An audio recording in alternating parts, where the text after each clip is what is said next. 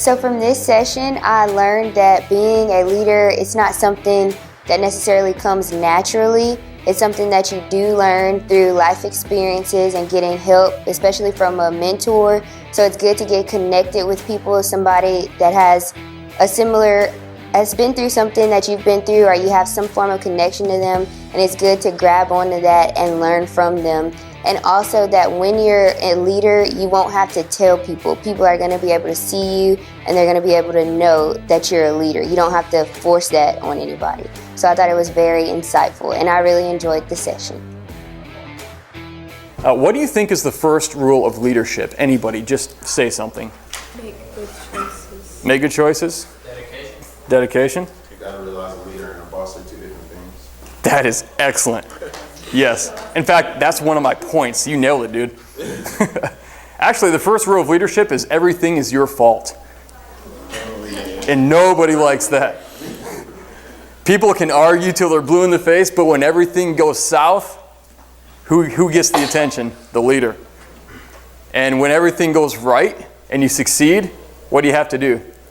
You have to give away all the credit to everybody else on your team who helped you accomplish the mission, whatever that was. If you want to make a real difference in the world, I hear a lot of people say they want to make a bigger impact, they want to make a greater difference. That's awesome. But if you want to be able to do that, if you want to graduate college, you want to get better opportunities, you have to become the kind of leader that other people want to follow. You have to be able to add value to the environment around you. You have to realize that leadership actually has nothing to do with you and me and everything to do with everybody around us.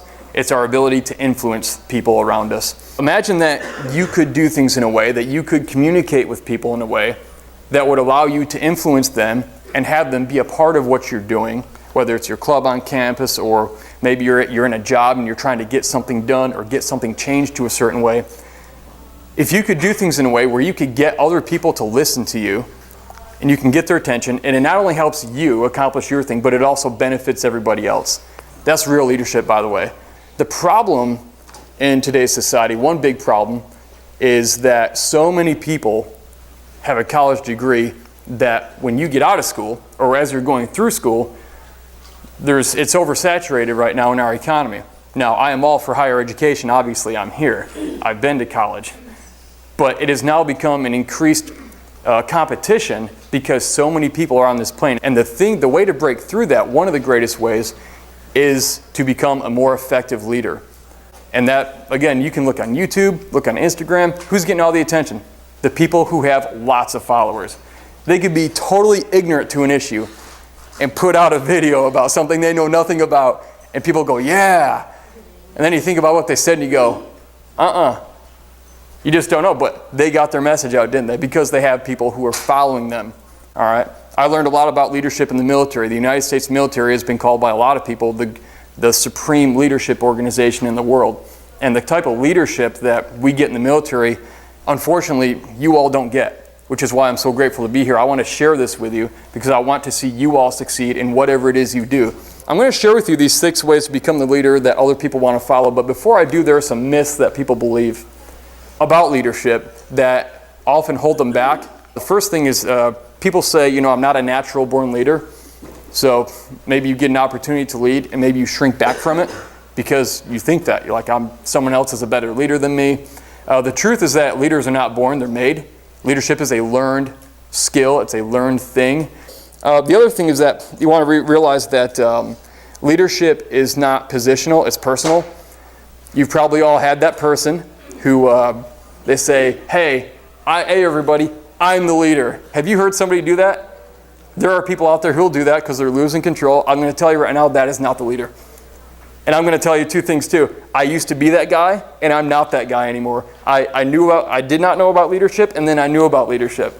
In fact, here's a little life hack. Do you want to know how you can tell who the real leader is in the room? In any situation, if you have a leader, and maybe people aren't real fond of them, and you're like, man, I can't wait for this person to stop talking, and that person leaves the room. You want to know who the leader is? Here's exactly how you can tell. When that person walks out, who does everybody look at and they go, what should we do now? There's usually 1 or 2 people in any crowd that people look at and go, what should we do? That's the real leader in any audience. And that person usually is able to relate to people. It's usually one of their own peers in a lot of cases who people respect their opinion. And so being a leader doesn't, you can be a boss, like he said, you can be a manager. That doesn't mean you're a leader. It means you're in a leadership position. It doesn't necessarily mean you're a leader. Something important for you to understand is that I don't come from a place of privilege. My personal story, I'm just like most of you in almost probably every way or more ways than you would think. I grew up in a very poor family just west of Detroit, Michigan, in a factory town. No resources. I always tell people we were poor, except we couldn't, we were po. We couldn't afford the other O and the R, And we used to, eat at my grandma's house 2 or 3 days a week. I always thought it was because grandma had better food. My mother was very good at hiding things from us. Turns out my grandmother had food. And so when my parents divorced at 12 and my mother moved to Florida, I chose not to go with her. I went with my dad. Well, he went to jail. So at 12 years old, I don't know if you can relate to this, at 12 years old, I had nobody in my life. Like nobody. There was no safety net.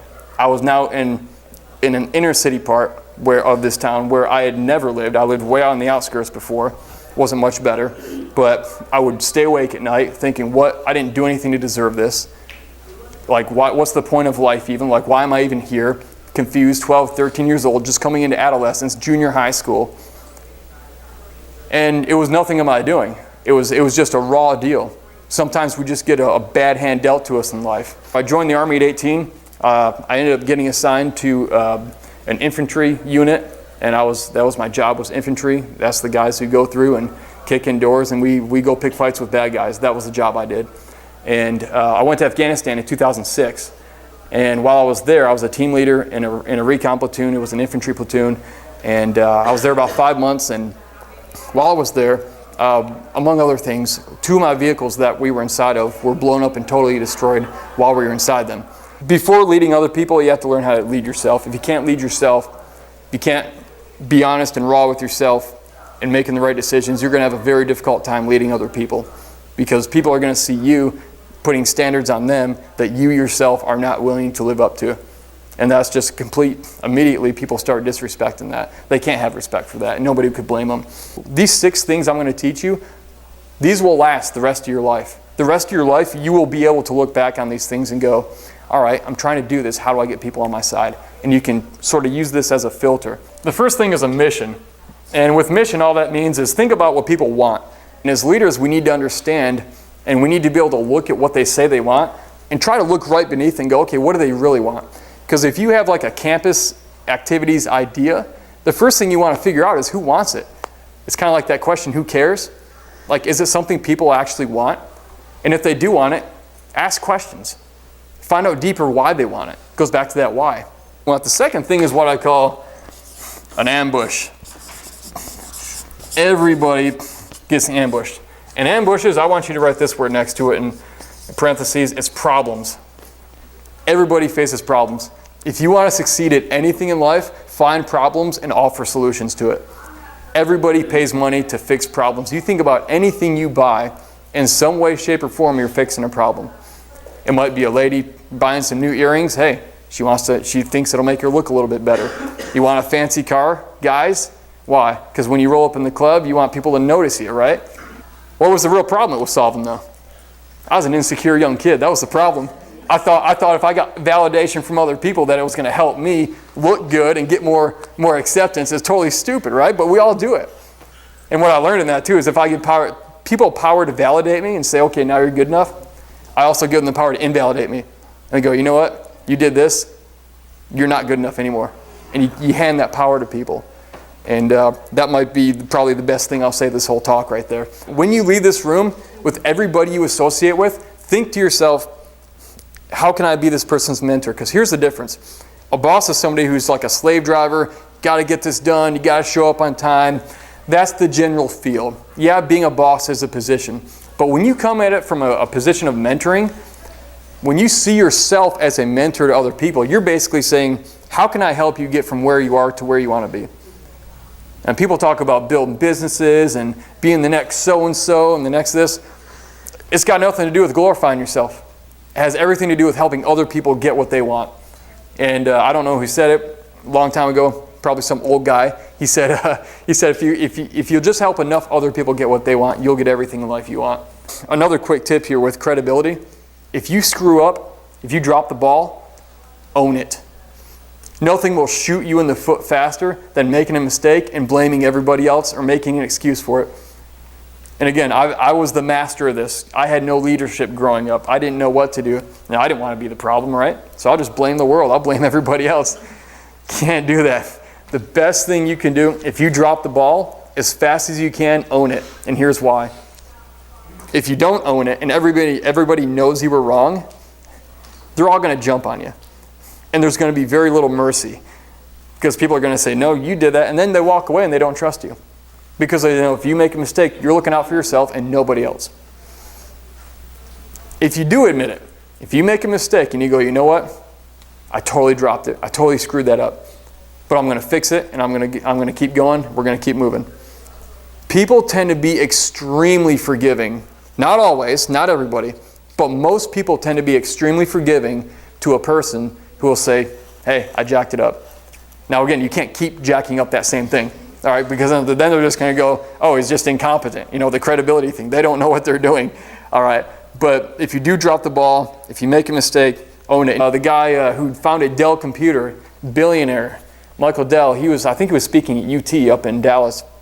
And he said, if you want to succeed, you need to double your rate of failure. And he didn't mean go out there and intentionally fail twice as much. He meant just get out there and start doing things. And if you screw up, okay, fix it, keep going. And as you do that more, what you're doing is you're honing in, you're sharpening your skill faster than everybody else. And with that, you'll become a better leader. Different roles, like this is your job, you three take this. Then everybody knows what their job is and everybody knows what their job isn't.